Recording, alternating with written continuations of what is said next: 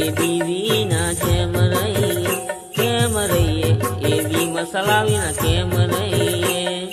135 નો મસાલો ખાઈએ થોડુંક તૂટીને એ મારા જેવું કરવા જાશો તો નહીં થાય એ કમલેશ જેવું કરવા જાશો તો નહીં થાય